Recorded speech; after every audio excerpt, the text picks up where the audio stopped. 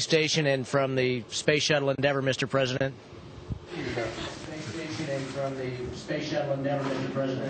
Well, it's great to talk to you guys. I wanted to, first of all, just say that we've got a bunch of very excited young people here with us, along with a bunch of somewhat excited teachers.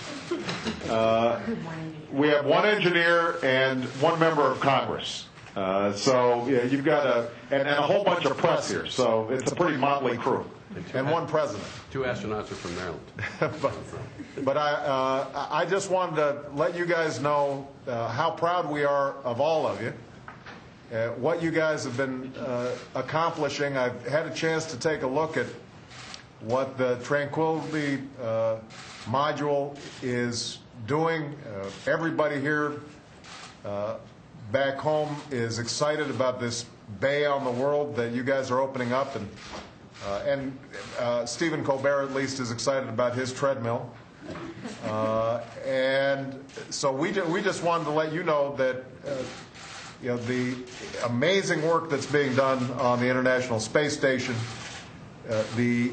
not only by our American astronauts, but also our colleagues from Japan and Russia, is just a testimony to human ingenuity, a testimony to extraordinary skill and courage that you guys bring to bear, and is also a testimony to why continued space exploration is so important, and is part of the reason why my commitment to NASA is unwavering. But instead of me doing all the talking, I wanted you guys to maybe let us know what this new Tranquility module will help you accomplish. One of the things that we've done with our NASA vision for the future is to extend the life of this, our participation in the space station. And so we just want to get a sense of the kind of research that you guys are doing, and then maybe I'll turn it over to some young people to see if they've got any questions.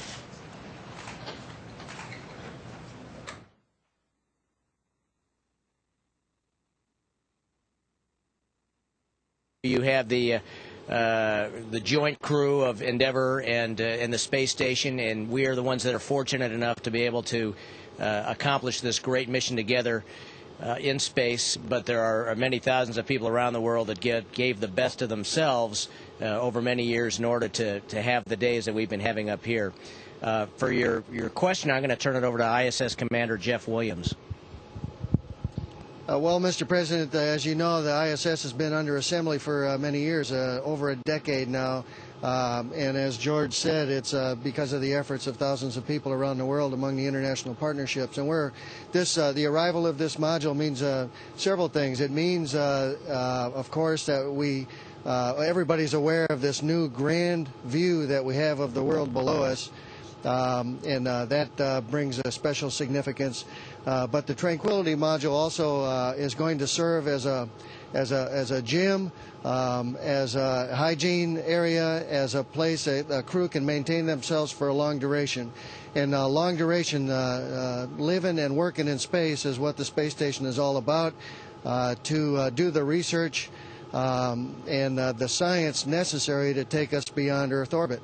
That was the ultimate purpose of the space station, and the arrival of this module will enable us to do that.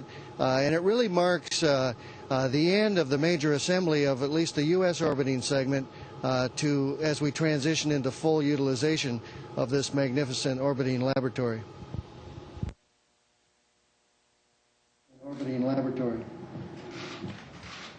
Do you guys want to just mention some of the research and experiments that you can conduct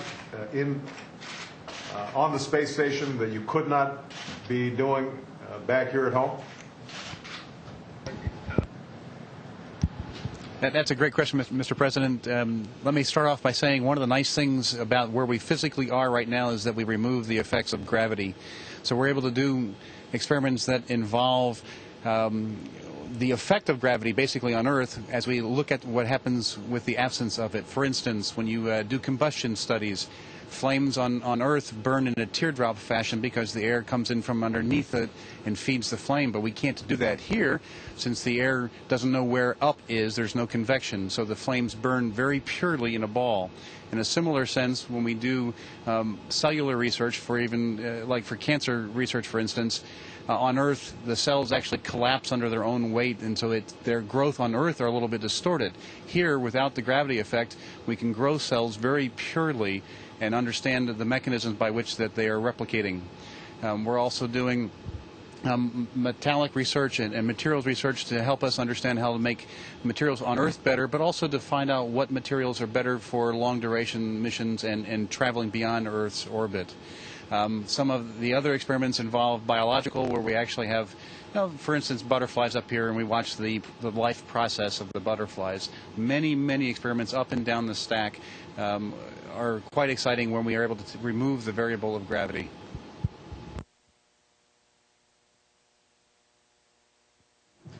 Well, some of the things that you talked about are in line with where we want to see NASA going increasingly.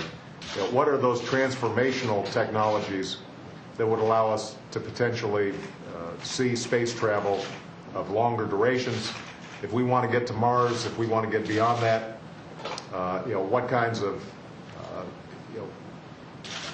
technologies are going to be necessary in order for us to make sure that folks can get there in one piece and get back in one piece, and that the kinds of fuels that we use and the technologies we use are going to facilitate something that is actually feasible. And we're very excited about the possibilities of putting more research dollars into some of these transformational technologies. So we're excited by what you're doing and what folks back on Earth as part of NASA's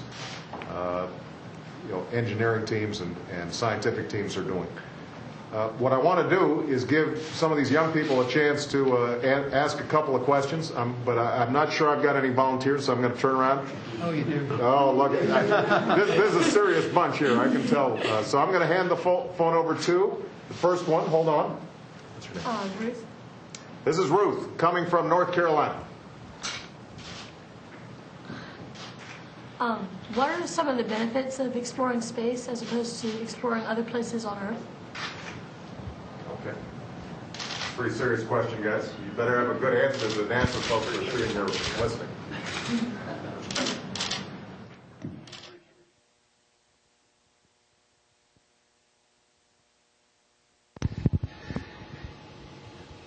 Ruth, I can tell you your curiosity reaches far, and so does ours, and that's sort of the human spirit to find out what can humans really do.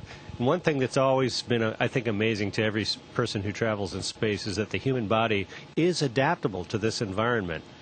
But adaptable in what way? And how does the human body and even the human brain adapt to this very, very different environment? Learning about how we ourselves work and how we can handle changes if we go somewhere very different than what we're used to is something that's valuable also on Earth, because our environment changes on Earth too.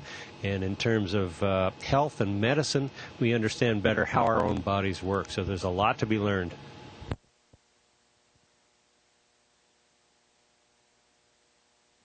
All right, who's next? Mary, All right, this is Mary coming at you.